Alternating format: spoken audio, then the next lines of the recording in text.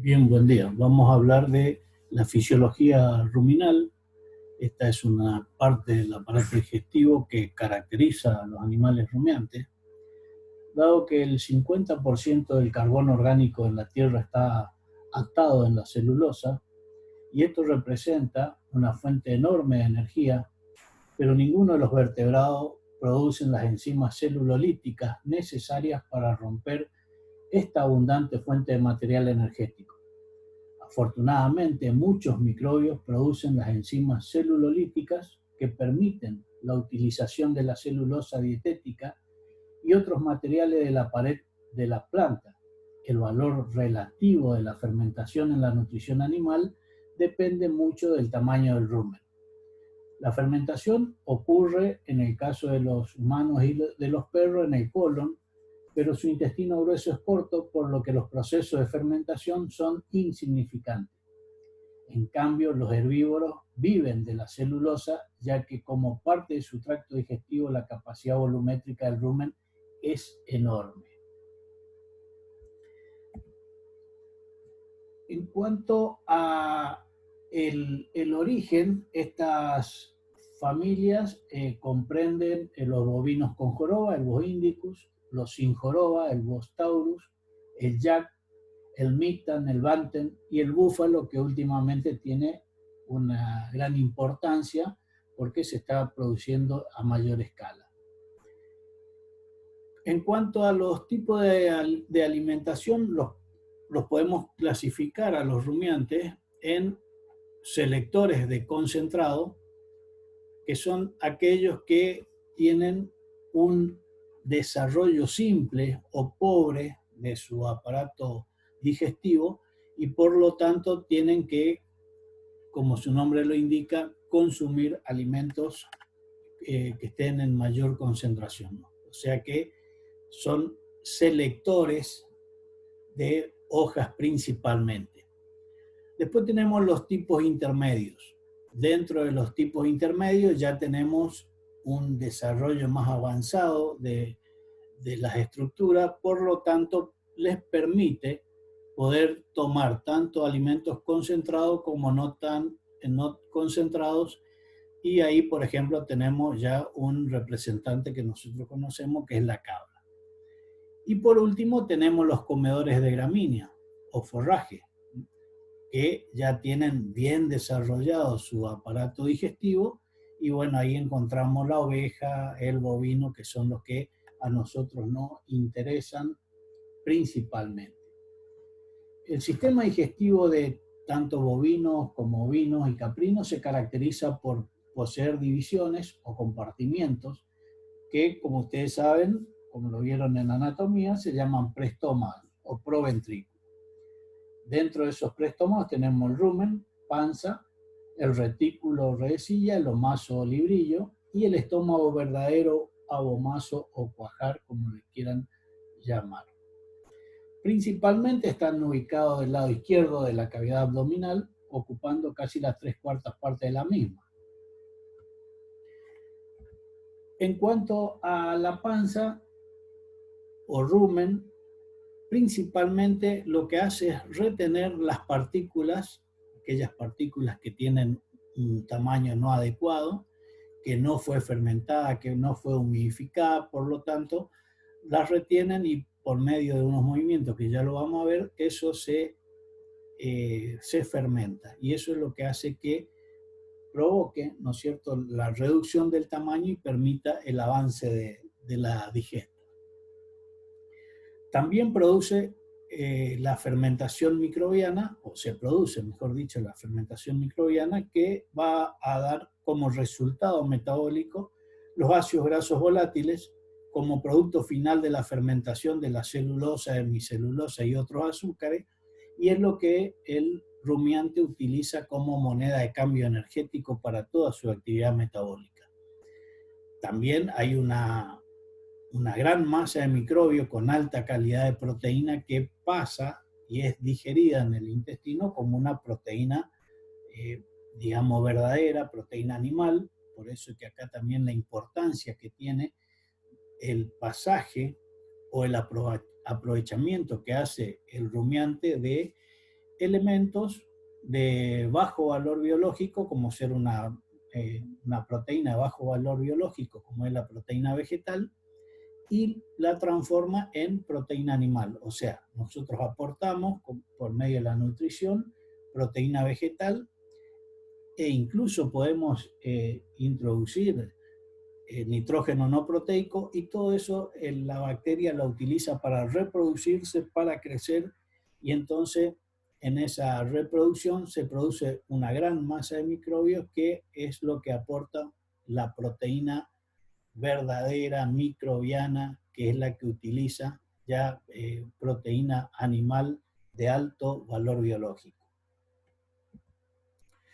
Acá también se produce la absorción de esta gran cantidad de ácidos grasos volátiles que se producen, que son utilizados, como decíamos, como la principal energía, y también son utilizados como precursores de grasa de la leche, los triglicéridos, y azúcar de la leche, como ser la lactosa.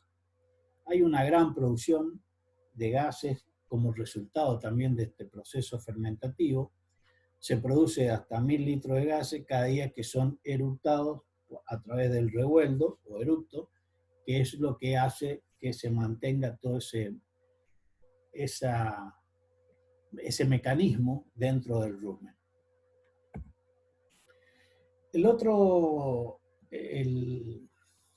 proventrículo que tenemos que ver es el retículo, la redecilla, que se ubica en craneal del rumen y se le une mediante un pliegue. O sea, no hay una separación total, sino que es un pliegue que se forma por la contracción muscular, y eso lo que hace es como un dique, pero está en contacto directo, digamos, el retículo con el rumen. Y después se conecta al omaso o librillo mediante el retículo u orificio retículo masal. Y por último, el librillo es un órgano pequeño, compacto, ovalado, se localiza al lado derecho del rumen, conecta al retículo rumen con el abomaso. Como función, la función principal es filtrar la ingesta gracias a las capas dispuestas en forma estrecha y continua, semejantes a la hoja de un libro, de ahí que viene el nombre, y produce absorción de agua, sodio, fósforo, ácidos grasos volátiles, residuos. En realidad, esta absorción es una difusión que se ocurre por gradiente de concentración. Tengan en cuenta que este no es un epitelio absortivo como es el del intestino, por ejemplo. Por lo tanto, lo único que pueden difundir son ácidos grasos volátiles, amoníaco, los electrolitos, el agua, pero después ninguno de los otros componentes del compuesto que está dentro del rumen. Y por último tenemos el abomaso o cuajar o estómago verdadero, que tiene exactamente las mismas funciones que tiene un monogástrico. Va a producir la digestión de las proteínas a través de la liberación de ácido clorhídrico, del pepsinógeno. Se parece en todo al estómago de los animales no rumiantes y secreta ácido y enzima, como ocurre para cualquiera de la otra especie, digamos. Los alimentos que entran están compuestos principalmente de partículas fermentadas y no fermentadas, de alimentos y algunos productos finales de la fermentación microbiana y las bacterias que crecieron en el rumen.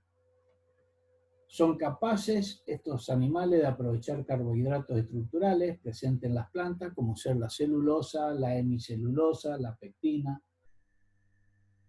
La celulosa y la hemicelulosa es lo que constituye la fibra, lo que nosotros conocemos como la fibra vegetal, teniendo así una fuente de energía adicional. Bueno, como decíamos, estos animales basan su alimentación en el consumo de forraje, pero los animales digamos, también, como decíamos anteriormente, el producto de esa fermentación produce la formación de gran cantidad de gas y eso lo tienen que liberar. Principalmente esos gases están compuestos por metano y dióxido de carbono y tienen que liberarlo a través de la contracción y dilatación de los diferentes componentes, que ya lo vamos a ver, que permiten que la desembocadura del esófago quede a la altura de la capa o masa gaseosa y por lo tanto pueda ser eliminado al exterior. Tenemos, como ustedes pueden ver aquí, graficado lo que es, cómo es el rumen. Nosotros tendríamos que hablar del retículo, o redecilla. Después tenemos el saco dorsal del rumen, el saco ventral del rumen y los sacos ciegos craneales y ventrales que hacen o que se forman por la contracción de la musculatura lisa que comprende a estos preestómagos. Otra cosa importante a tener en cuenta acá es que tenemos el orificio retículo-omasal. Muy interesante esto porque cuando se producen los movimientos, que ya lo vamos a ver ahora, este puede estar abierto o cerrado y dependiendo de eso va a permitir o que vuelva al rumen para seguir el mecanismo de la fermentación o pasar a el librillo, que es esto, humazo o librillo, que está hacia atrás. Después de ahí va a pasar al estómago verdadero y va a seguir, ¿no es cierto?, la digesta. Bien. En cuanto a las características que tiene cada uno de estos preestómagos, vamos a encontrarnos con un epitelio, como decíamos, es un epitelio camoso, estratificado, cornificado, que tiene distinta estructura. Hablamos de papila, cuando hablamos del caso del rumen, hablamos de cresta, en el caso de la redecilla, y hablamos de hoja en caso del omaso. Aquí pueden ver ustedes la característica que tiene digamos, la particularidad de disposición que tiene las crestas en el epitelio reticular y de ahí que se llame retículo o redecilla, digamos, a este preestómago. En cuanto a lo que es el rumen, vamos a tener las papilas ruminales, que va a depender su desarrollo principalmente o está ligado, ¿no es cierto?, al tipo de alimentación.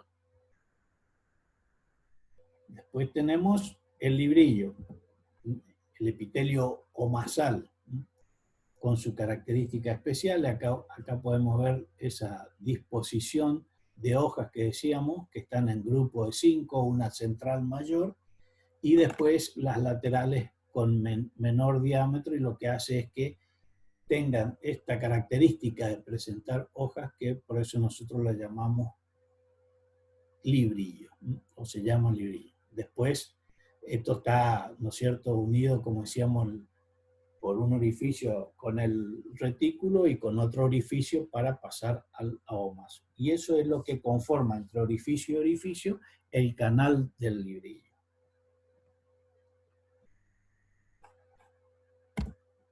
En cuanto a las características que ustedes ya vieron en la clase anterior de los estómagos de los otros mamíferos, fíjense las características diferenciales que hay teniendo en cuenta un carnívoro, el cerdo y el caballo, donde el gran desarrollo que ocurre para el caso de los rumiantes es esta gran zona glandular que decíamos, que es donde se produce el proceso fermentativo, pero también no debemos olvidar que están presentes todas las otras, digamos, zonas que estudiamos en el estómago verdadero, digamos, el estómago de cualquiera de los otros mamíferos. Por eso decimos que es una vez que hablamos del estómago verdadero, es prácticamente igual a los no rumiantes.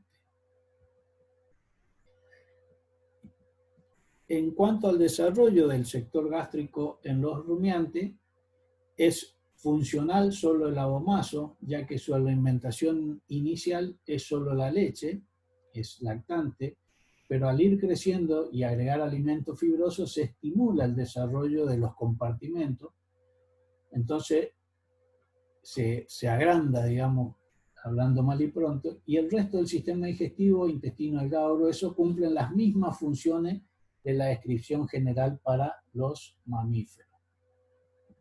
Nosotros acá podemos ver cómo en un recién nacido a 3 días prácticamente el estómago verdadero es el que comanda, o sea, el bien desarrollado, pero después 4 semanas, 12 semanas, cómo se va desarrollando los preestómagos hasta llegar al estado adulto, donde prácticamente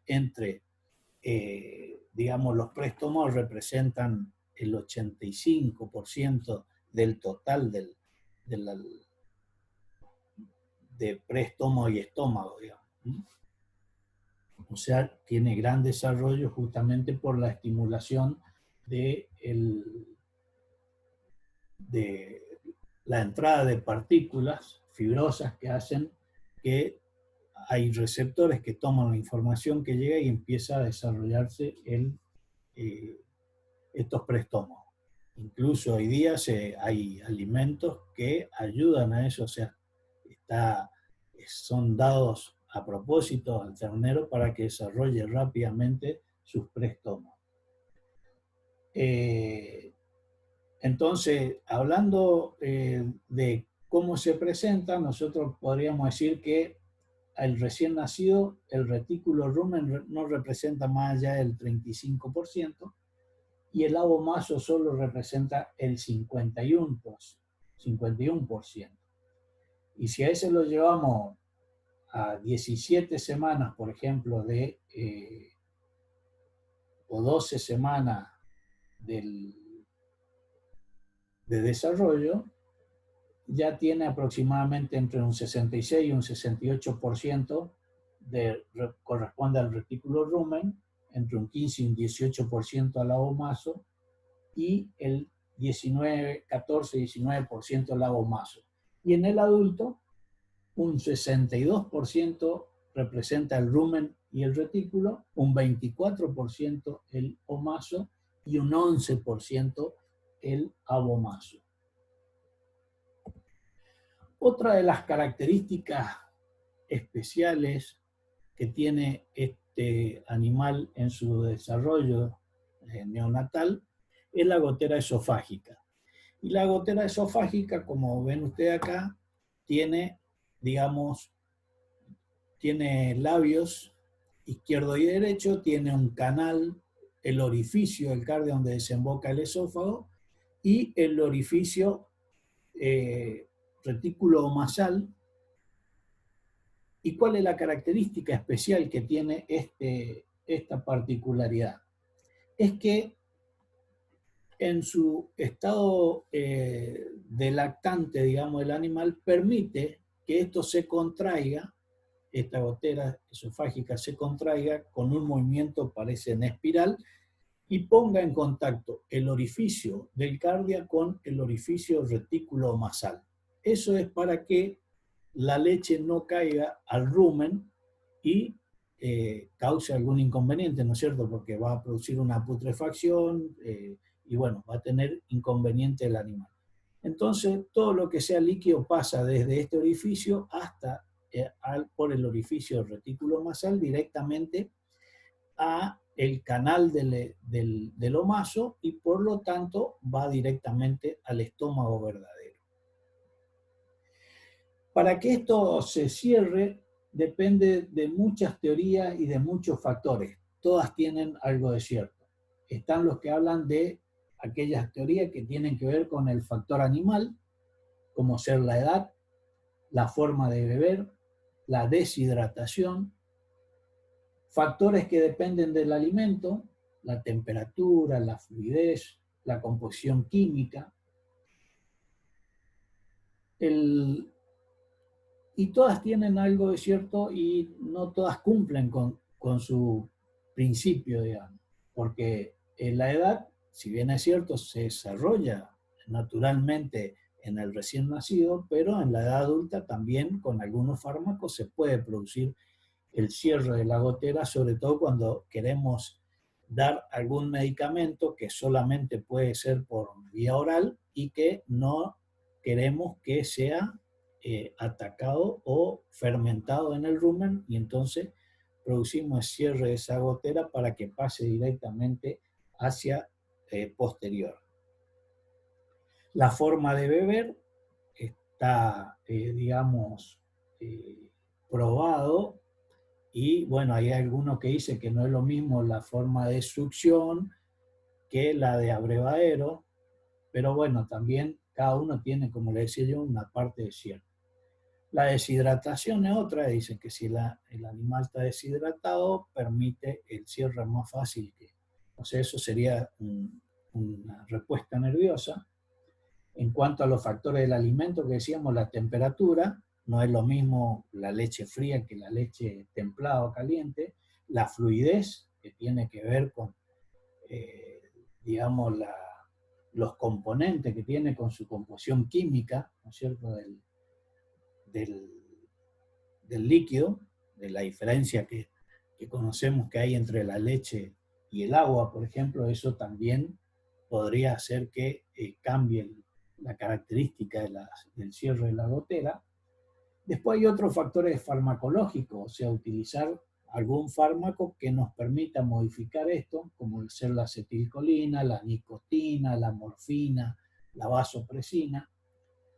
Y por último tenemos otras teorías que hablan del factor del medio ambiente. Dentro de ese factor tenemos que tener en cuenta el ruido ambiental y el manejo del cuidador. Eso tiene que ver y está condicionado también a lo que es el síndrome general de adaptación, al estrés. Si hay mucho ruido ambiental, el animal, así como también ocurre para el caso de la vaca, la adulta, la lechera, digamos, que no baja la leche por un estado de estrés, también ocurre que el ternero está incómodo y no se produce respuesta a que cierre la gotera esofágica. Y mucho que ver también con lo que es el manejo del cuidador. Principalmente cuando hablamos de cuál es la respuesta, está dada por factores centrales que van a tener que ver con la activación de la sección intercolicular, principalmente hablamos de la vista, de receptores que están en la faringe, que son receptores que toman información por la presencia de algún ácido, de sodio. Esos son llevados por el quinto par craneal hacia el centro del sistema nervioso central. Y después tenemos también otros receptores que están acá a nivel de la gotera esofágica y otros que están con digamos, desarrollado en la pared del rumen, del abomaso, del omaso, y eso sobre todo son aquellos que producen una inhibición temprana del cierre de la gotera cuando se desarrollan, y eso indudablemente son llevados por el décimo par craneal hacia el centro del sistema nervioso central. Bueno, una vez que ingresa el contenido al estómago, al rumen, perdón, se va a ir depositando de tal manera que se va a ir ubicando en la zona más superior el gas, después va a venir una zona de sólido, después una de transición y por último la líquida. Dentro de esta zona sólida y semisólida, digamos, que está flotando, está la zona de eyección, que es la que va a permitir o donde van a estar los receptores que van a iniciar la rumia. Y eso es lo que va a permitir que pueda volver ese contenido a la boca y ser remasticado, que ya lo vamos a ver ahora.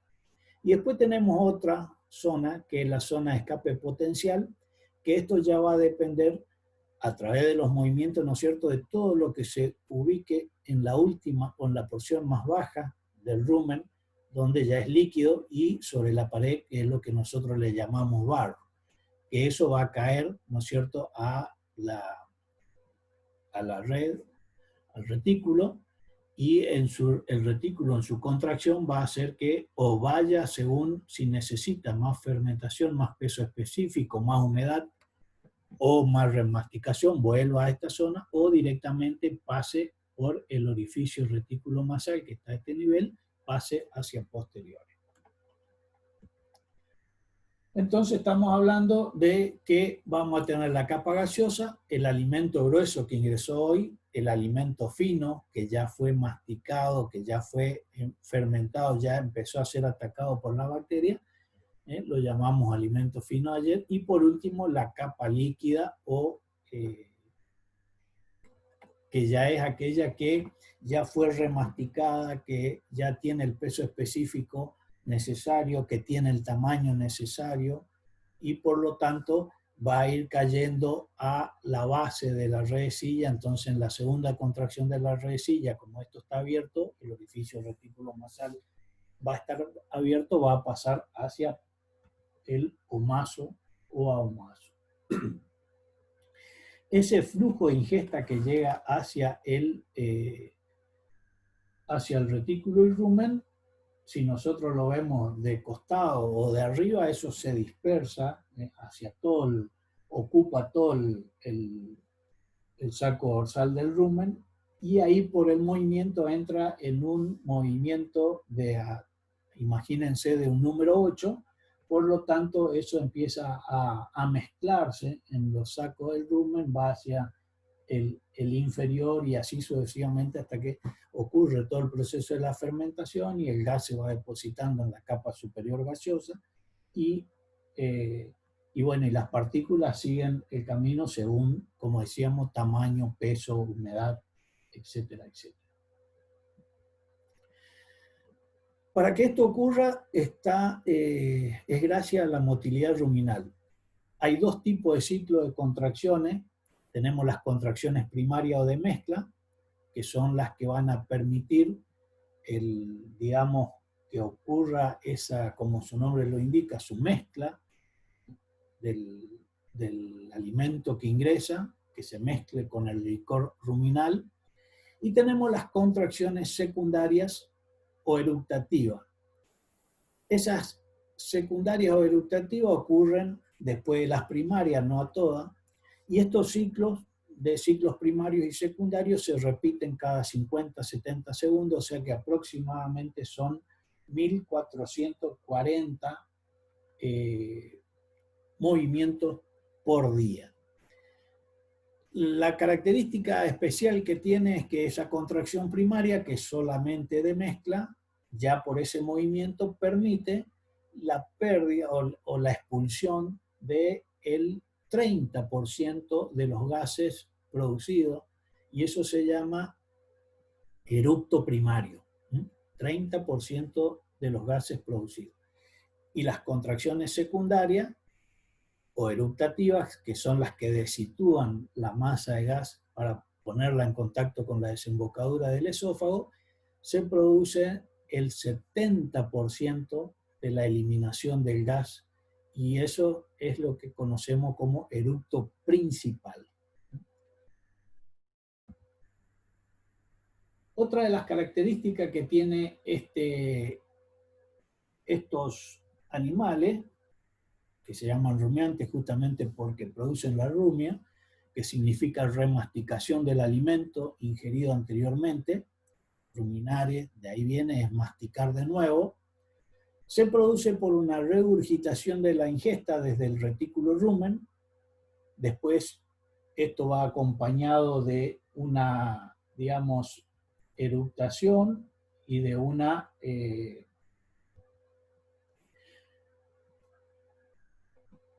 deglución de ese exceso del material regurgitado. Se produce la remasticación de la parte sólida de 1 minuto aproximadamente, y a su vez ahí se reinsaliva el bolo y se deglute de nuevo como una deglución normal. ¿Cómo ocurre la regurgitación de la ingesta? Es lo mismo que lo que conocemos para el arco reflejo del vómito. O sea, ¿qué es lo que ocurre? Hay una inspiración profunda, glotis cerrada, eso lo que hace es producir una presión negativa en el tórax y por lo tanto se produce la dilatación del esófago y se acuerdan que veíamos anteriormente esa zona de eyección, ahí está todavía ese material que no tiene el peso específico, que no tiene la humedad, que le falta ser degradado a partículas de menor tamaño, eso es absorbido, digamos, es vuelto hacia por presión, ¿no es cierto?, hacia el inicio, ahí al esófago, y por lo tanto después se produce una antiperistalsis del esófago que lleva ese bolo de material hacia la boca.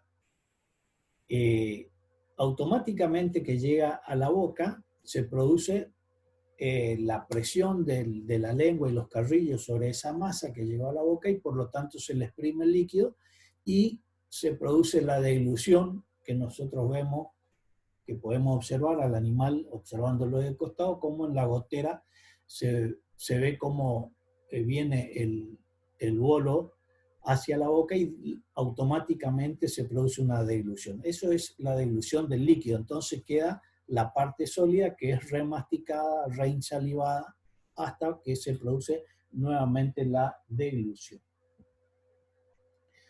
En cuanto a la eructación, es el mecanismo por el cual los rumiantes eliminan las grandes cantidades de gas producidas en el retículo rumen como resultado de la fermentación microbiana. Y se la asocia con las contracciones secundarias del rumen. ¿Se acuerdan que decíamos en los movimientos ruminales, en la onda A y en la onda B? La onda A, que además de ser de mezcla únicamente, ya se producía una pérdida o una eliminación, digamos, del gas que se va acumulando como efecto de ese proceso de fermentación, y eso es lo que conocíamos como la eructación primaria, el 30% de los gases. Pero la principal, por eso se llama eructo principal, está asociada con la contracción secundaria, que es la que, como yo le decía, desitúa el rumen para poder producir la eliminación del gas. Bueno, ahí tienen esos movimientos que decíamos que prácticamente se producen 1440 y tanto por día. 1440 movimientos diarios del rumen. Esa contracción que nosotros decíamos, esa onda A, que era de mezcla, consta de una contracción bifásica del retículo. Fíjense cuando empieza, contracción bifásica del retículo, le sigue una contracción del saco dorsal más una contracción del saco ventral, con la característica que se inicia en oral y va hacia voral. En cambio, el ciclo B u onda B, o movimiento de la onda B que decíamos, consta únicamente de una contracción del saco ventral y una del saco dorsal, y comienza en aboral y va hacia oral. O sea, comienza en el saco ciego ventral del rumen y lo lleva para llevar todo ese exceso de gas que se está produciendo hacia la parte superior, hasta que ocurre la contracción del saco dorsal del rumen y desitúa de tal manera que la masa de gas queda en contacto con la desembocadura del esófago y eso le permite la eliminación del gas. Bueno, antes de ir a cómo se regula, los factores que afectan la motilidad tenemos que tener en cuenta que hay varios. Uno de ellos es la distensión de las paredes, otro es la consistencia del contenido ruminal. Cuando es más líquido disminuye, cuando es más sólido se estimula. Cuando baja mucho el pH se inhibe. Las concentraciones de ácidos grasos volátiles, la osmolalidad, también son procesos que permiten que se produzca la, digamos, la modificación de estos movimientos. Bueno, hablando de cómo se regula esos movimientos, todo depende del centro gástrico, el que va a recibir información estimulante como inhibitoria. Si nosotros observamos acá, vamos a ver que hay unos cuantos que dependen del tipo de alimento y qué cantidad consume, de cuánto gas produce ese tipo de alimento, y eso va a hacer que se estimulen los carrillos. Ahí están los receptores mecánicos y químicos, y eso tienen una información permisiva, o sea, van a estimular al centro gástrico para que aumente los movimientos. La discreta distensión de la redecilla, acá tenemos que tener en cuenta que en las paredes del rumen tenemos receptores que trabajan a bajo umbral. Ese bajo umbral está alrededor de los 4 milímetros de mercurio, o sea que cuando se estimulan eso, lo que hace es activar al centro gástrico para que provoque mayor estímulo, mayor movimiento ruminal, pero podemos tener que si se sigue aumentando, por ejemplo, la cantidad de gas o de alguna partícula que no permita o que empiece a distender mucho la pared del rumen, nos vamos a encontrar con los receptores de alto umbral, que ya eso va a producir una distensión, como vemos acá, de lo que es la pared de la redecilla, y esos receptores trabajan a 20 milímetros de mercurio. Una vez que se activan esos receptores de alto umbral, se produce una inhibición sobre el centro gástrico y por lo tanto no hay movimiento de las paredes del rumen y por lo tanto se va a seguir acumulando el gas, no va a ser eliminado y vamos a terminar en una patología que es el timpanismo. O sea que tenemos que tener en cuenta ese proceso principalmente. Otro de los mecanismos que van a actuar estimulando es el aumento del grado de acidez. ¿Por qué ocurre esto? Si el cuajar o el estómago verdadero está vacío, el pH va a ser más bajo. Entonces eso también va a estimular a que se mueva más los preestómagos para que llegue mayor cantidad de la digesta al estómago, por lo tanto eso va a hacer aumentar el pH y por lo tanto va a mantenerse equilibrado. Bueno, entonces, después tenemos los inhibidores, tanto aquellos que, como decíamos, los de alto umbral en la redecilla, pero principalmente tienen mucho que ver con el sistema autónomo, donde cualquier proceso doloroso va a producir una inhibición del centro gástrico y automáticamente a través de la eliminación de mayor cantidad de sustancias miméticas al simpático van a hacer que esto se inhiba. Otra de las características es que se produzca la distensión de la pared del cuajar, o sea, por exceso de contenido. Eso también va a hacer que el centro gástrico disminuya la actividad motora del rumen para que no siga eliminando o enviando, mejor dicho, mayor cantidad de digesta y por lo tanto también se inhibe. Pero el principal mecanismo que puede provocar un enlentecimiento, digamos, de todo el proceso y por lo tanto terminar en algún tipo de timpanismo o algún proceso de sobrecarga, es la respuesta al sistema simpático, donde va a haber principalmente, ¿no es cierto?, esa inhibición. Otra de las características es que se produzca una inhibición o haya algún corte de algún nervio por algún proceso, por ejemplo, quirúrgico, y entonces el sistema nervioso entérico, que está en contacto directo también con las neuronas motoras vagales, que manejan la frecuencia del circuito, la forma y la amplitud, van a ser inhibidas, y eso se conoce como síndrome de Hoffmann. O sea, digamos, es una patología. Entonces, estos neurotransmisores del sistema nervioso central y el sistema nervioso entérico van a estar, digamos, trabajando conjuntamente, y entonces van a producir depresión de los centros gástricos, falta de impulso o reflejo excitatorio, o aumento en impulso de reflejo inhibitorio. O sea que principalmente va a estar manejado la excitación por la tensión de las paredes y la inhibición por la presencia de una baja de pH, o sea, de acidosis. Y el sistema nervioso entérico principalmente va a bloquear las vías motoras, como decía.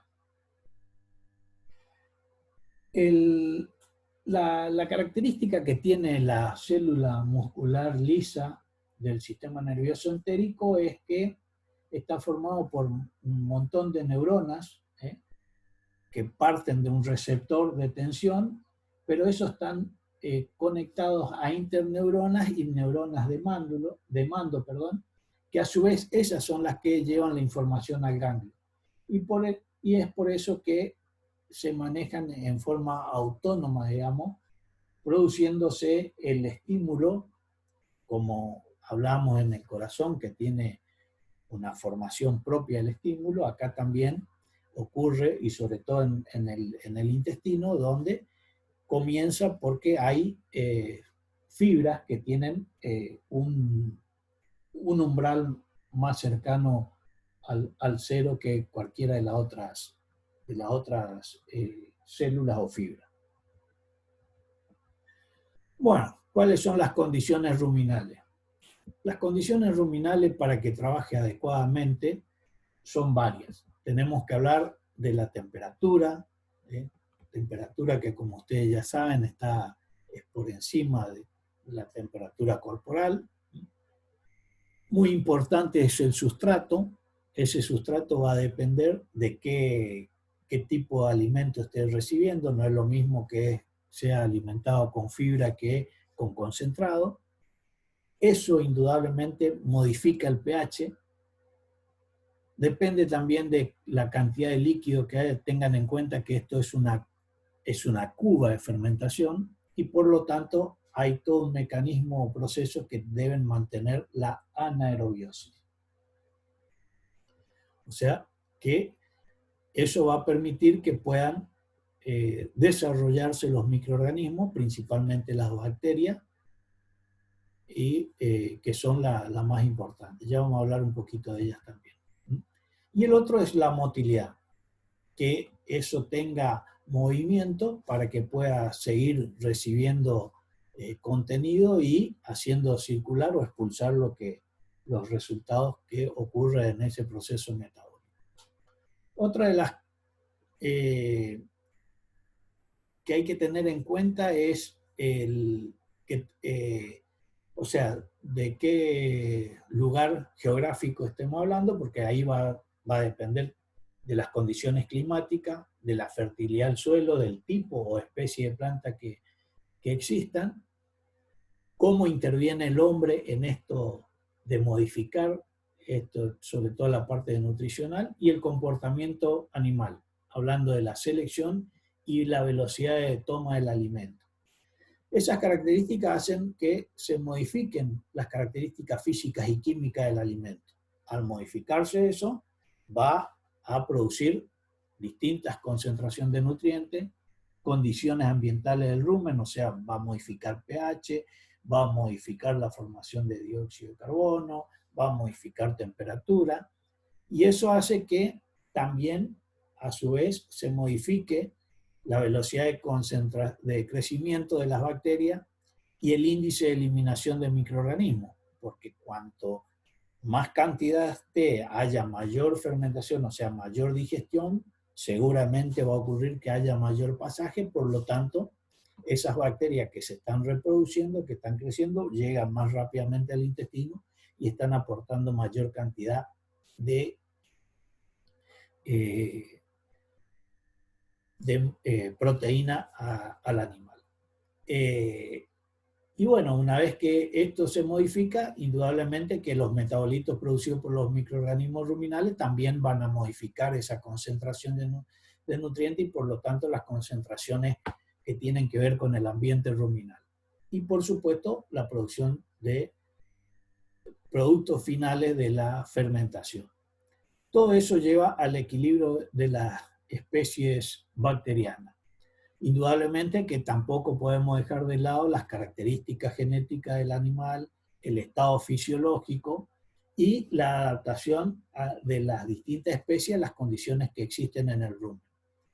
Por eso es que siempre tenemos que tener en cuenta que esto trabaja como una cuba de fermentación, por lo tanto debe tener una temperatura adecuada, cantidad de líquido adecuado, los movimientos, o sea, todo lo que veíamos de las características que tienen que ver con el rumen, o sea, temperatura, sustrato, pH, medio acuoso, la motilidad, la anaerobiosis, para que esto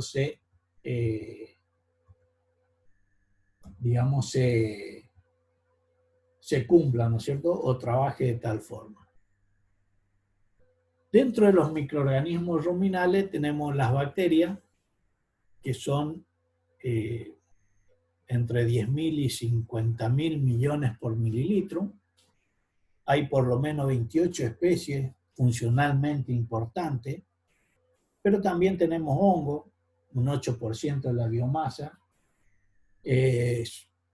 Tienen un lento movimiento, evitando el rápido lavado, digieren forraje de baja calidad.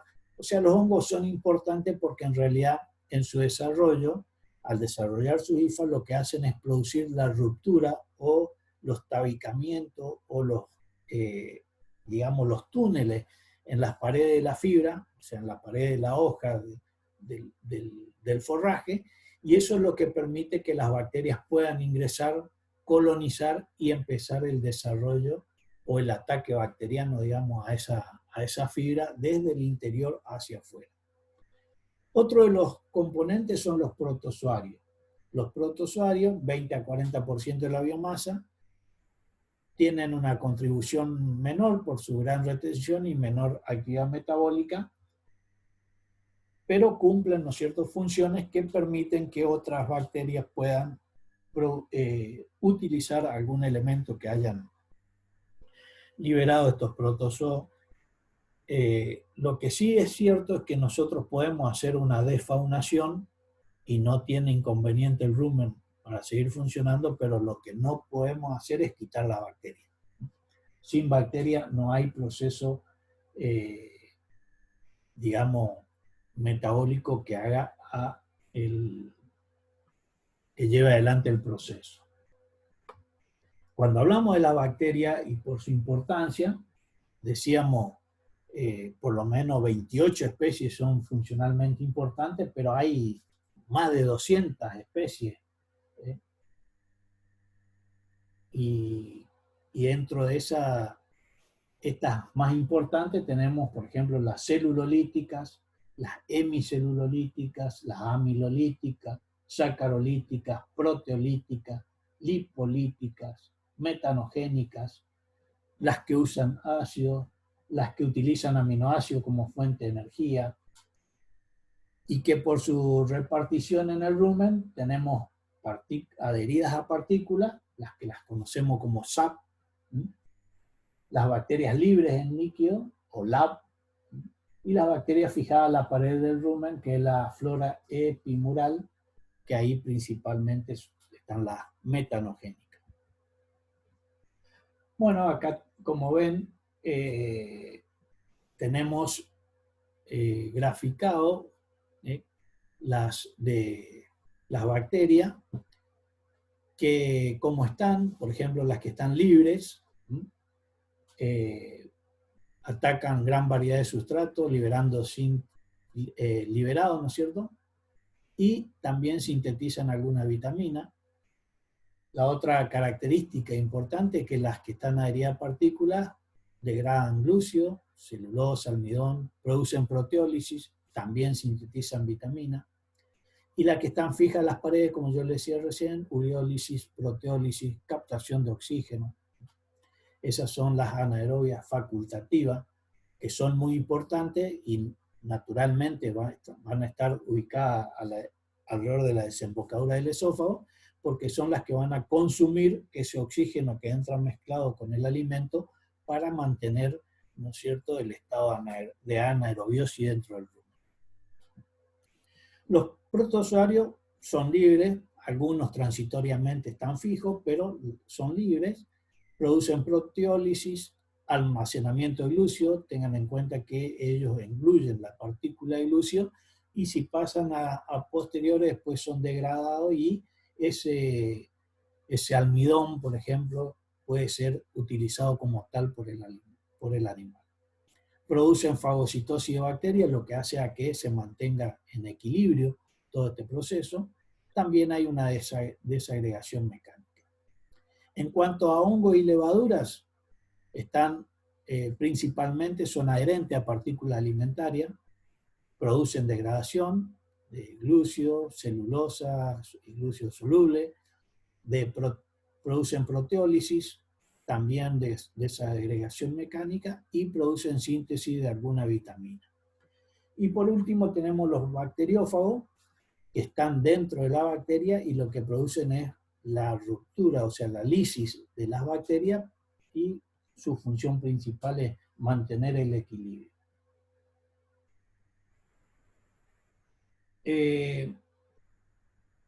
Si nosotros nos referimos a nuestra forma de alimentar nuestros animales acá, indudablemente la más importante serían las celulolíticas, que tienen requerimiento, las bacterias, estamos hablando, ¿no es cierto?, bacterias celulolíticas que tienen requerimiento específico de amoníaco, de esqueletos carbonados, de fósforo, de azufre, de ácidos grasos volátiles, principalmente isobutírico, isovalérico, metilbutírico, y algunos oligoelementos.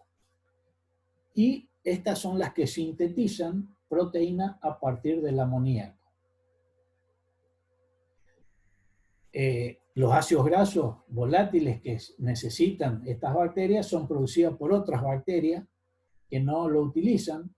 Las bacterias celulolíticas no utilizan glúcidos, por ejemplo, glúcidos simples de las hidrólisis de celulosa y hemicelulosa, sino que la fermentan para que sean utilizados por otra bacteria.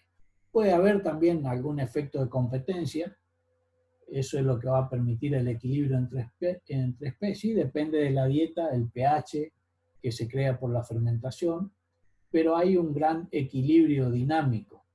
Gran parte de las bacterias del rumen pasan al retículo y al abomazo libre en el líquido o fijada a pequeñas partículas de alimento. A mayor cantidad de elementos degradables en el rumen, mayor actividad digestiva, mayor rapidez de multiplicación, mayor densidad bacteriana en el rumen y más masa bacteriana que escapa del rumen, que es lo que el animal, en definitiva, es lo que va a utilizar. Ese gran aporte, como decíamos, de lo que es la proteína bacteriana. En cuanto a los protozoarios, son ciliados, anaeróbicos, algunos son flagelados. La mayoría utiliza el almidón como reserva, ya que a su vez lo fermentan lentamente. Tienen, por ejemplo, los ciliados celulolíticos, el rol importante está en la proteólisis del alimento y de bacteria. Su principal fuente de nitrógeno es la bacteria que fagocita. Pueden estar secuestrados en el rumen, aportan no más del 20% de proteína microbiana que sale del rumen, y bueno, y eso se vio, como decíamos hoy, que nosotros podemos desfaunar, pero no podemos quitar las bacterias. Y bueno, cuando hablamos, habíamos dicho que los hongos, el rol importante es la celulólisis, se fijan a tejidos vasculares de tallo y hoja, desarrollan un micelio dentro de los tejidos, y a partir de esa fractura que decíamos que se produce, o ya ese resquebrajamiento de la partícula que está dada por la masticación, o por los orificios naturales como son los estomas, es por donde pueden ingresar las bacterias según el tamaño y van a empezar a producir la digestión, digamos, o la fermentación. Los hongos también fermentan monosacáridos, como ser la fructosa, la glucosa, la silosa, que es resultado de la degradación de las paredes celulares. Bueno, ¿cuántos son estos animalitos? Y son muchos. Cuando hablamos de protozoario, estamos hablando de que son entre 20 a 200.000 por mililitro de líquido ruminal, o sea que estamos hablando de 200 a 1100 miligramos por cada 100 mililitros de líquido ruminal. Ahora, cuando nos referimos a la bacteria, es de 1 a 10.000 millones por mililitro de líquido ruminal. Y si lo comparamos a peso, estamos hablando entre 300 a 1.600 miligramos por de 1.600 miligramos por 100 mililitros de líquido ruminal. O sea que por el tamaño, las bacterias son muchos más. Estamos hablando de 1.000 de millones contra miles de los protozoarios. Digestión en el retículo rumen. Fermentación. El proceso más importante que ocurre en esta cuba de fermentación y es la actividad metabólica de los microorganismos ruminales. Estos sustratos que ingresan al rumen son degradados por la acción de bacterias y otros microorganismos. La hidrólisis es enzimática, igual que en la digestión glandular. La diferencia mayor es que la enzima no la aporta el animal, sino que la aportan los microorganismos, principalmente las bacterias. Y otra diferencia es que la digestión fermentativa, esta fermentación, digamos, producida por microorganismos, es más lenta y los sustratos son alterados en mayor grado. Ocurre en un medio anaerobio. Acuérdense principalmente de la anaerobiosis. Bueno, principalmente, ¿cuál es la composición del alimento? Tiene agua, materia seca. Dentro de esa materia seca, una vez que le separamos el agua, nos va a quedar la materia orgánica y los minerales. La materia orgánica, proteínas, carbohidratos, lípidos y compuestos secundarios.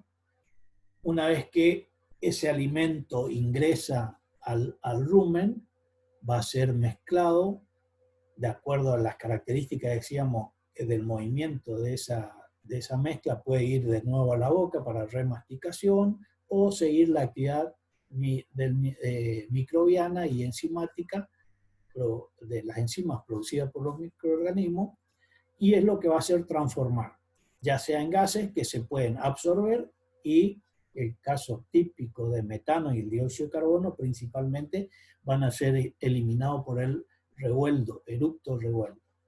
La proteína microbiana puede pasar ¿cómo es? Pasar por el retículo omasal al canal del omaso y así seguir hasta llegar al intestino, donde va a ser procesada.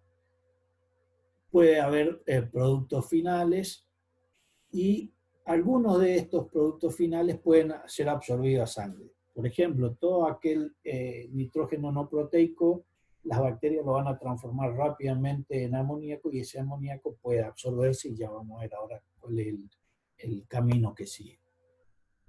Pero si no, tanto proteína microbiana, o sea, el microbio como tal, los productos finales de esa transformación y algunos residuos alimenticios que no fueron atacados por X causa, porque podemos estar utilizando algún tipo de alimento protegido para que no sea atacado en el rumen, y eso van a seguir tal cual hacia el omaso y abomaso. En cuanto a los carbohidratos, dentro de los carbohidratos, que es lo que nosotros decíamos, vamos a hablar de aquellos que están en el contenido celular, como ser los azúcares solubles y la pectina, que la pectina en realidad no está dentro de la célula, pero como tiene una degradación muy parecida al azúcar soluble, se la toma como tal. Y después tenemos lo de almacenamiento, como ser el almidón. Y los otros importantes son los estructurales, celulosa y hemicelulosa, que es lo que va a poder utilizar el microbio a través de su enzima, que no lo puede utilizar cualquier mamífero como tal. ¿Cuáles son los tipos de enlaces de los carbohidratos?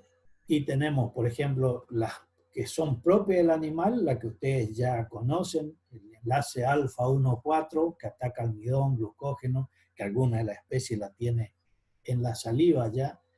Y después tenemos la otra que nos interesa en este momento, que son los enlaces beta 1,4, por ejemplo, la celulosa, que únicamente la tienen las enzimas microbianas.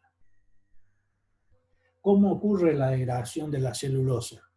A partir de la acción de los microorganismos, a través de una celulasa extracelular, la transforma en celobiosa.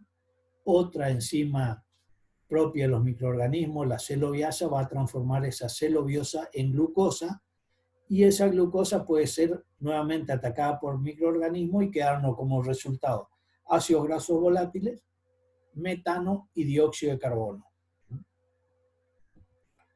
¿Cuáles son los ácidos grasos volátiles más importantes? Tenemos el acetato, el propionato y el butirato. Digamos, cuando hablamos de esta degradación, por ejemplo, de la celulosa, tenemos otras características de algunos carbohidratos, como ser la maltosa, el monómero de glucosa. La digestión es por medio de una maltasa, una fermentación completa, y va a terminar dándonos glucosa o ácido graso volátil. Puede ser la sacarosa, el monómero puede ser glucosa o fructosa. La digestión está dada por fermentación a través de una sacarasa, también tiene digestibilidad completa y nos va a dar como resultado glucosa, galactosa o ácidos grasos volátiles.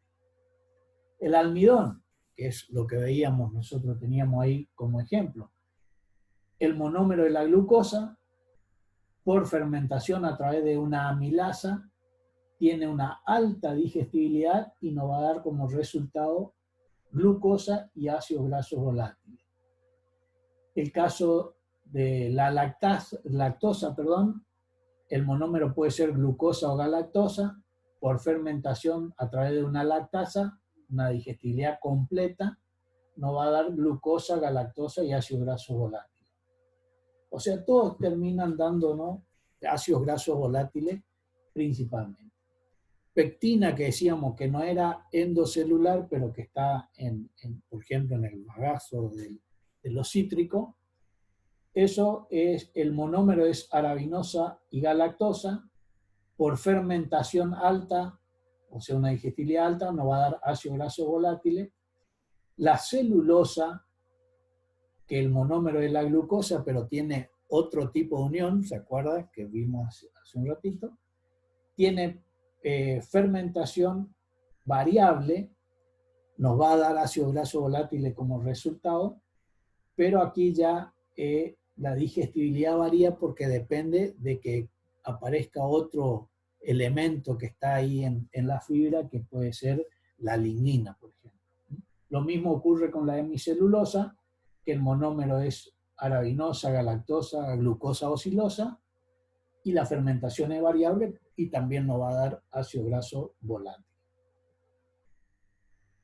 Bueno, decíamos los principales, acetato, propionato y butirato. Si hablamos de estos, decimos que el acético tiene dos, que veíamos recién acá, el acético tiene dos carbono, 2 acetato, el rendimiento de una glucosa nos da 2 acetato, y el rol principal es producir grasa, o sea, la síntesis de grasa. El propionato o ácido propiónico, que tiene 3 carbonos, el rendimiento de glucosa nos da 2 propionato, y el rol principal es producir glucosa y lactosa.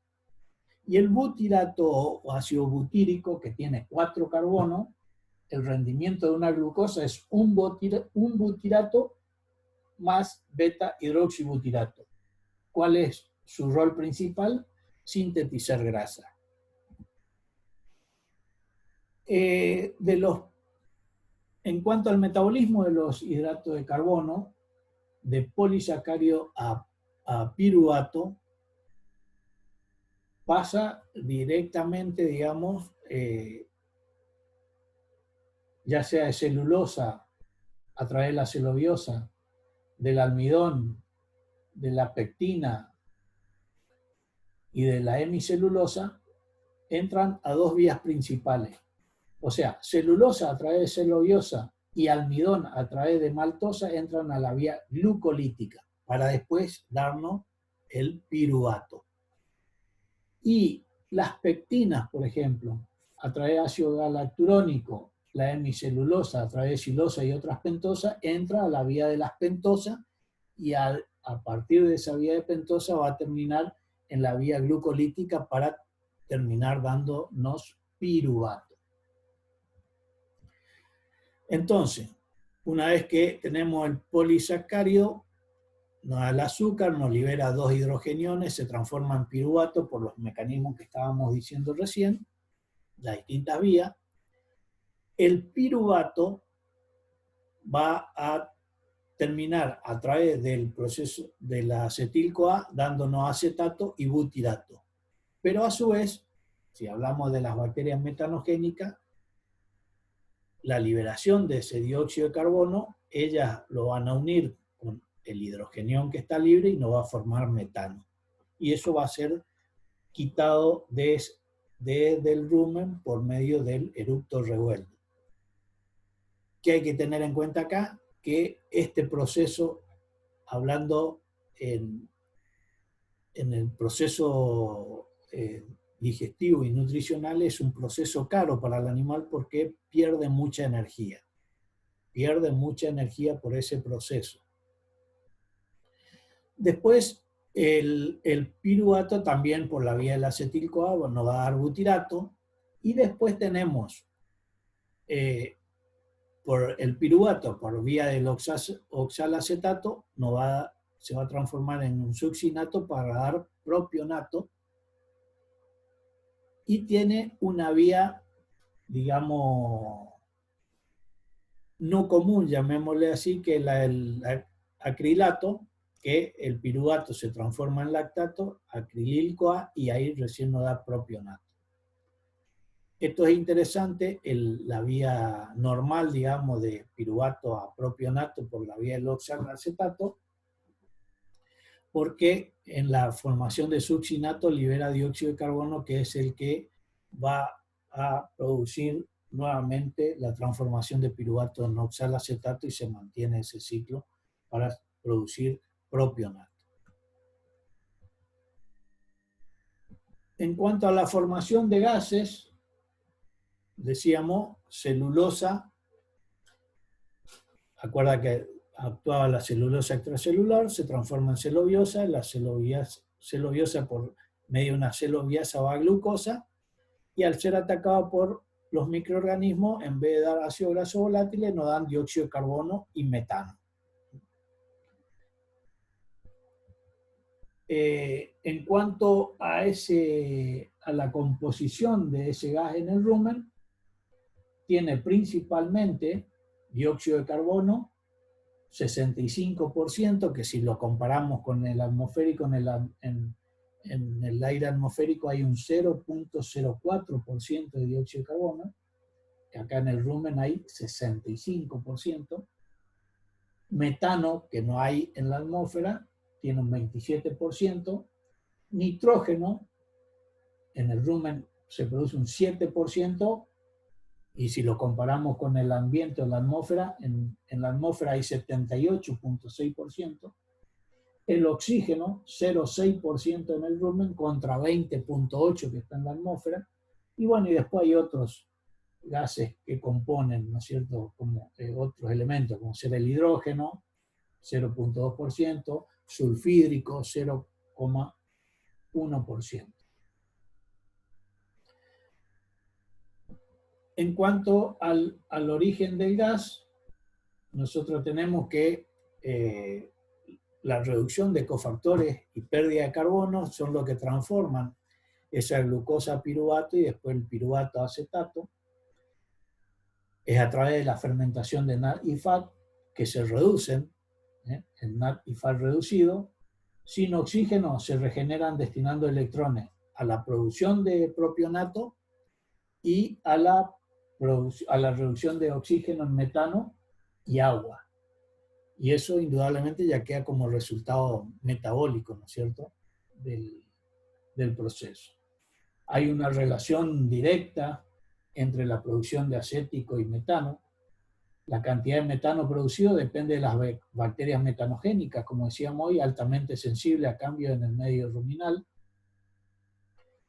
La oxidación de cofactores por reducción del dióxido de carbono por bacterias metanogénicas nos va a dar, a partir de NAD y el ion hidrógeno, nos va a dar NAD más agua y después se va a transformar en 4 hidrogeniones más dióxido de carbono, que eso nos va a dar metano principalmente y agua como resultado, digamos, final.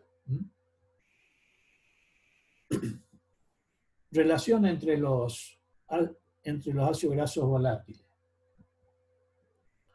Bueno, la relación del forraje y concentrado, fíjense ustedes que en la relación forraje concentrado, si nosotros usamos 100% de forraje, va a haber mucho acetato,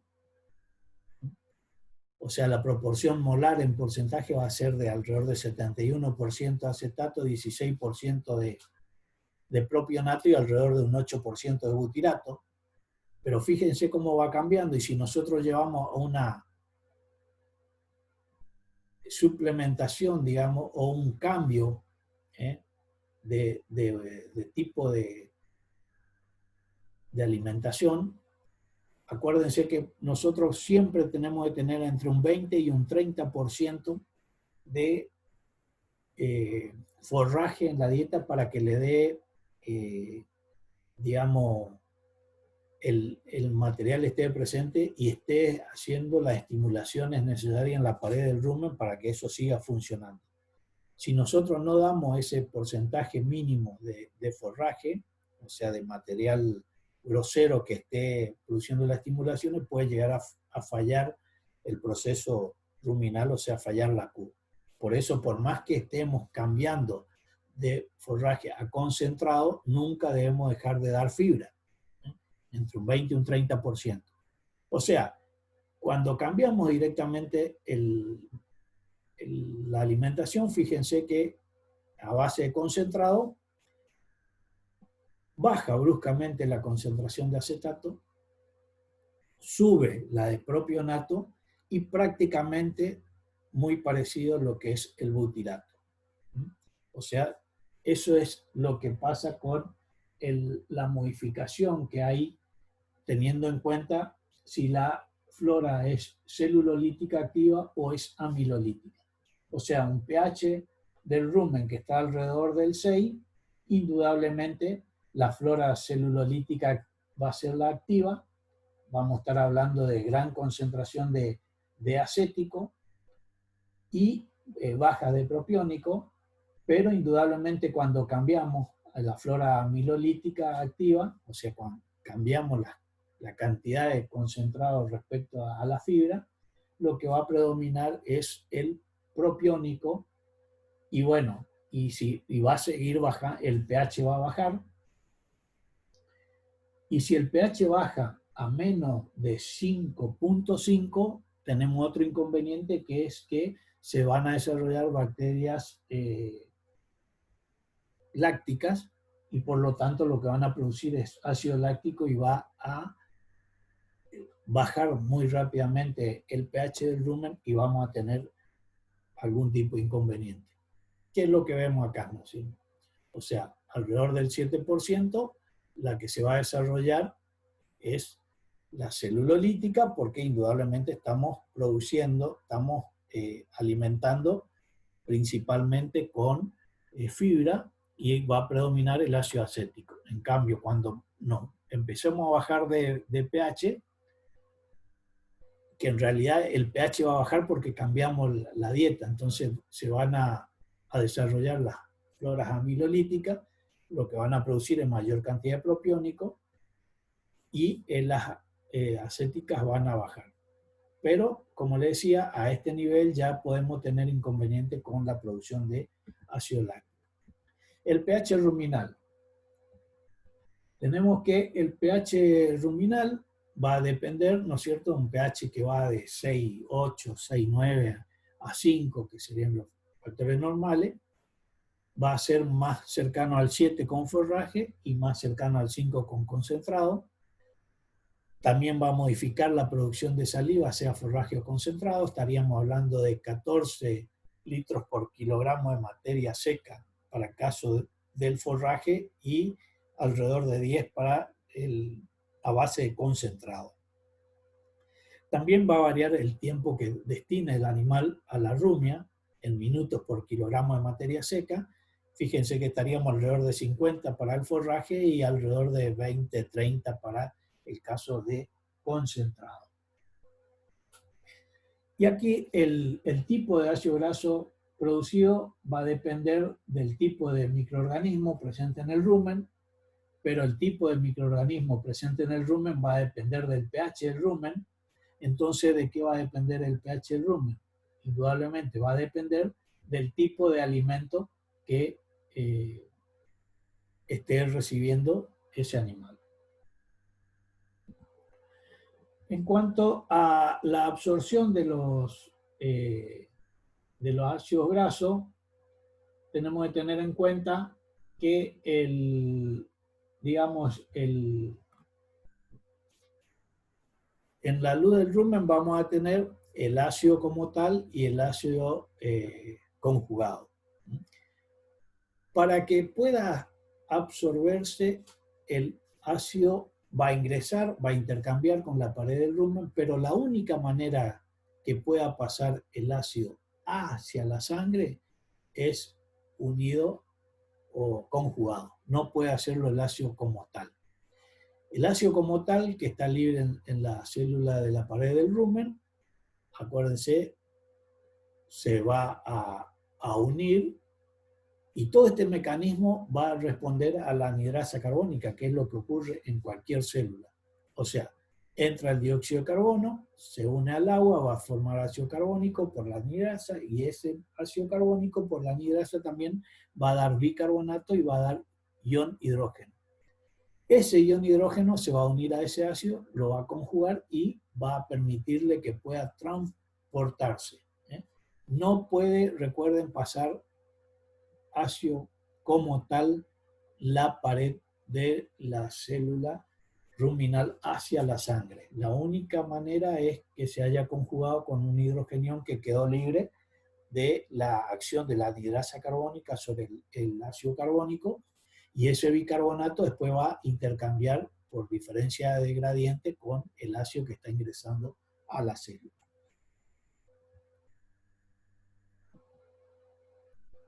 Entonces, en general, en la digestión de esto, la dieta va a aportar lo que es la pared celular y el contenido celular. La pared celular, celulosa, hemicelulosa pectina, contenido celular, ácido soluble, almidón. Todo va a piruvato en el rumen, de piruvato va a acético que se puede absorber, metano que va a ser eliminado, como veíamos, o butírico que va a ser transformado en la pared del rumen a beta hidroxibutírico y se va a absorber como hidroxibutírico. O si no, propiónico, que se va a absorber como propiónico, que ya vimos cuáles son las vías de llegada a propiónicos, a su vez a través del lactato. Y en sangre van a circular y bueno, ahí ya va a estar a disposición del animal. En cuanto a los metabolismos de las proteínas, decíamos, perdón, proteína a través de una proteasa del microorganismo, que son exoenzimas de los microorganismos, esa proteína va a ser transformada en un péptido a través de peptidasa del mismo microorganismo, va a dar origen a los aminoácidos. Ese aminoácido va a sufrir de aminación y nos va a dar como resultado ácido graso volátiles, dióxido de carbono, amoníaco, que ese amoníaco a su vez también puede estar siendo aportado por el pool de amoníaco que se forma a través de la entrada de nitrógeno no proteico, como puede ser la urea en el alimento, y todos estos tres elementos, tanto el ácido graso volátil, el dióxido de carbono y el amoníaco, va a hacer o va a producir la síntesis de proteína microbiana. Para que tengan una idea cómo ocurre el metabolismo del hidrato de carbono, del metabolismo del nitrógeno de las proteínas, en la dieta vamos a tener proteína verdadera y nitrógeno no proteico. La proteína verdadera puede pasar el rumen directamente a abomasio intestino y en eso esas proteínas pueden ser nitrógeno no ingerido o transformarse en aminoácidos. Después tenemos la proteína que va a entrar y va a ser atacada en el rumen, transformada en péptido por los aminoácidos, esos péptidos van a ir a formar aminoácidos o proteína del microorganismo, que va a pasar a la abomasio del intestino como proteína y nuevamente ahí ya la digestión es normal como para cualquier especie. Ese aminoácido que se queda como resultado de la acción microbiana puede ir como amoníaco y sumarse al nitrógeno no proteico, o sea, el amoníaco que aporta el nitrógeno que viene con la dieta, para formar proteína bacteriana o absorberse como amoníaco, que va a depender de la concentración. A mayor concentración de amoníaco puede absorberse, esa concentración de amoníaco va a ir después a formar parte del amoníaco que está circulando en sangre, que puede ser devuelta a través de la urea, a través de la saliva en forma de urea, a formar nitrógeno no proteico, o puede ir urea como nitrógeno endógeno y ser eliminado por la orina. O sea que el amoníaco, una vez que ingresa al torrente circulatorio, no puede circular como tal, es tóxico, entonces el hígado, a través del ciclo de Cori, lo transforma directamente en urea, y de ahí es manejable. Esa urea puede volver al rumen por la saliva, puede volver al rumen por sangre, y un 15% se pierde como orina. O sea que de todo ese nitrógeno circulante, el 15% es lo que tiene que ser de nueva formación, porque el turnover solamente permite un 15% de pérdida, que es lo que tiene que formar de nuevo el animal diariamente. Bueno, aquí tenemos graficado la proteína atacada por la enzima microbiana, se transforma en péptido, el péptido en aminoácido, ese aminoácido puede ir a proteína microbiana o deaminarse y formar amoníaco, y las cadenas carbonadas van a servir para formar los ácidos grasos volátiles. ¿Cuál es la otra forma de aportar ese amoníaco? Es por el nitrógeno no proteico que entra con el alimento, ¿no es cierto?, por forma de urea, o la que viene por saliva, que es la urea que fue formada en el hígado a través del amoníaco que se absorbió. El ciclo de la urea, tenemos que puede ingresar, decíamos, al rumen por la dieta, esa urea se va a transformar en amoníaco, ese amoníaco se va a absorber rápidamente, va al hígado y el hígado lo transforma en urea. Y en forma de urea va a volver al rumen por sangre o va a volver por medio de la saliva, que son los que mantienen el aporte, ¿no es cierto?, de amoníaco para mantener el pool de amoníaco. Y como decíamos, un 15% se pierde con el riñón, que es lo que tiene que formar diariamente el animal. Lípidos.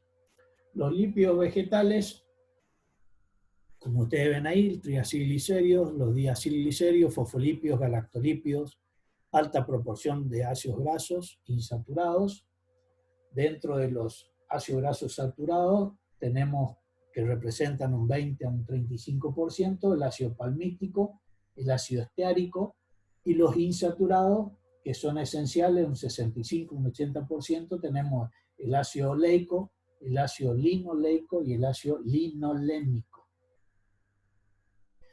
En cuanto a cómo es el metabolismo, los triglicéridos son atacados por lipasas de los microorganismos a través de una hidrólisis, los separan en glicerol y ácidos grasos. Esos ácidos grasos son biohidrogenizados, hay un mecanismo, hay una hidrogenación de esos ácidos grasos libres y se transforman en ácidos grasos saturados. Y el glicerol tiene como, digamos, destino formar propiónicos.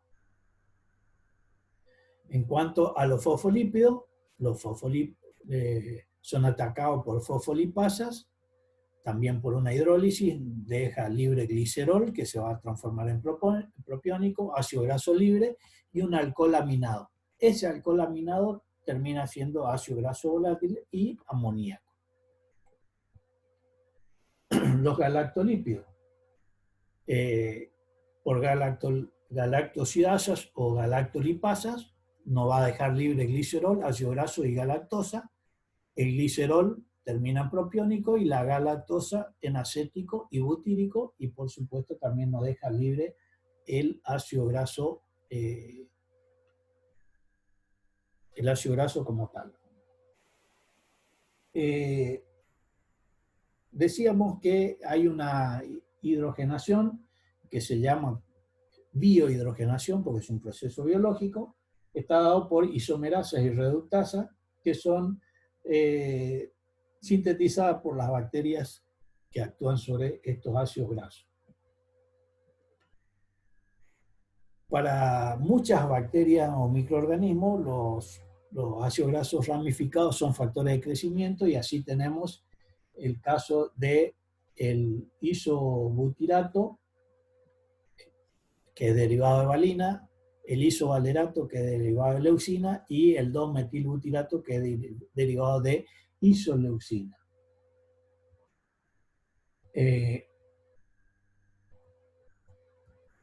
La síntesis bacteriana,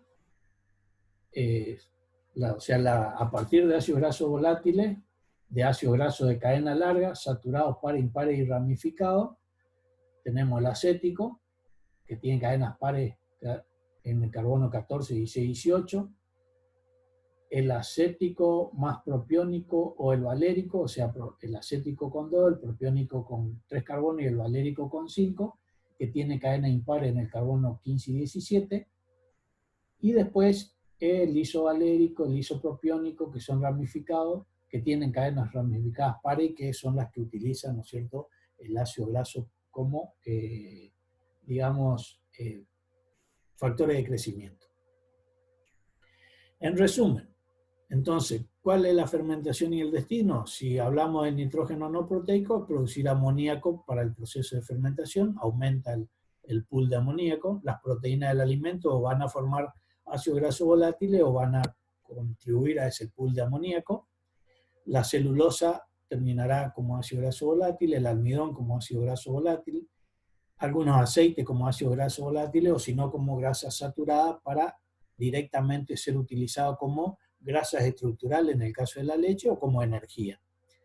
También se producen vitaminas, sobre todo vitamina del complejo B, y los ácidos grasos volátiles, si hablamos de propiónico, es en el rumiante va a ser utilizado como glucosa, lo mismo que esa proteína bacteriana que se formó en el rumen vaya a degradarse aminoácidos y después transformarse en glucosa, y el destino va a ser utilizarla como proteína como tal. Si se transformó en glucosa, va a terminar utilizándose como hidrato de carbono, como grasa o como energía.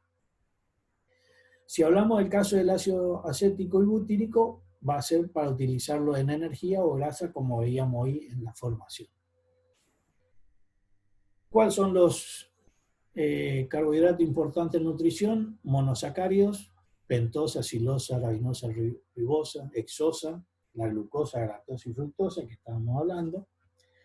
Los oligosacáridos, entre ellos la sacarosa, maltosa, lactosa. Los homopolisacáridos tienen un solo tipo de monosacárido, dentro de ellos tenemos de 5 y 6 carbono, las pentosas, arabana, silana, las hexosanas, almidón, glucógeno, celulosa, y los heteropolisacáridos que tienen varios tipos de monosacáridos, como ser la hemicelulosa y las pectinas. Bien, en cuanto a vitaminas, en el rumen se sintetizan vitaminas del grupo B, vitamina K, ácido nicotínico, nicotinamida, ácido pantoténico, biotina, ácido paraminobenzoico, ácido lipoico, ácido fólico, y rara vez hay casos de deficiencia de ella. Indudablemente que si nosotros estamos hablando de la síntesis, lo que hay que ver es que no haya ningún tipo de restricción para la formación de ella.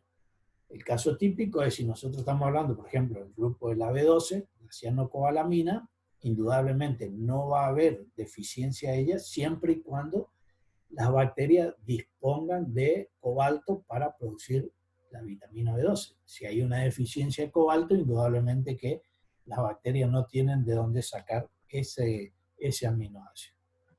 Muy bien, muchas gracias.